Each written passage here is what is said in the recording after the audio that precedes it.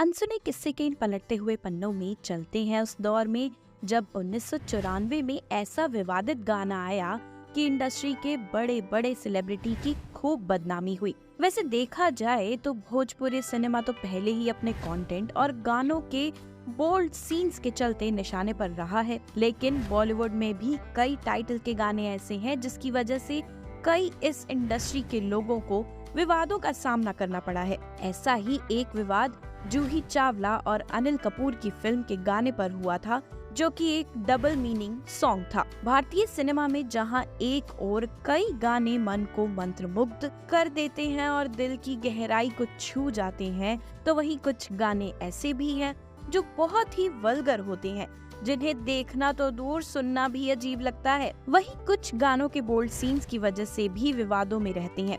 वैसे ज्यादातर गाने अपने टाइटल और लिरिक्स से ही लोगों का अटेंशन लेते हैं। किसी गाने में अगर कोई लाइन दोहरे अर्थ वाली है और उसे बोलने व सुनने में लोगों को अच्छा नहीं लगता, तो वो आलोचना के पात्र ही होते हैं।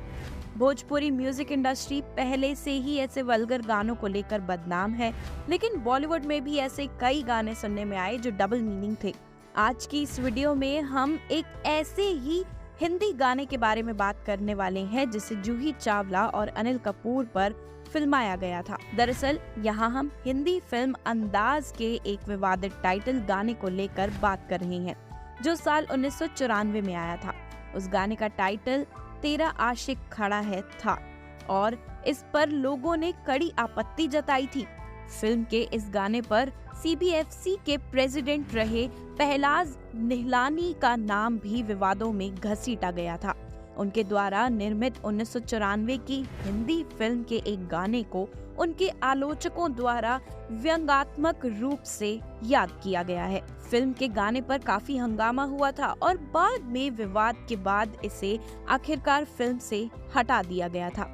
लेकिन डबल मीनिंग गाना CBFC प्रमुख की बर्खास्तगी के रूप याद किया जाता है। पहलाज के प्रोडक्शन में इस तरह के घटिया शब्दों का इस्तेमाल पहले भी हुआ है। सेंसर बोर्ड के प्रमुख के रूप में उन्होंने शाहरुख की जब हैरी मेट सेजल में इंटरकोर्स जैसे सीधे सादे शब्द पर आपत्ति जताई और अन्य टाले जा सकने वाले विवाद पैदा किए, लेकिन उनके द्वारा प्रोड्यूस की गई अंदाज में ऐसा गाना आया था। बाद में उन्होंने कहा था, मुझे उम्मीद है कि मुझे CBFC अध्यक्ष के रूप में याद किया जाएगा, जिन्होंने अश्लीलता और छद्म उदारवाद के खिलाफ कड़ा रुख अपनाया, भले ही इसने मुझे कितना भी आलोकप्रिय बना दिया हो।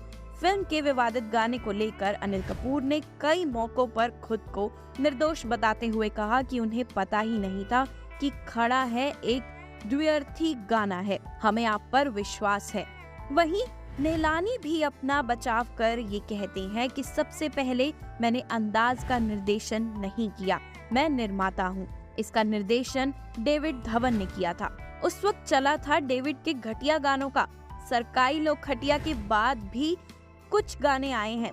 मैं मानता हूँ कि अंदाज के एक गाने को लेकर हंगामा हुआ था, लेकिन मेरे आलोचक ये नहीं जानते कि हंगामा मचने के बाद मैंने स्वेच्छा से गाने को फिल्म से हटा दिया, क्योंकि मैं दर्शकों को नाराज नहीं करना चाहता था।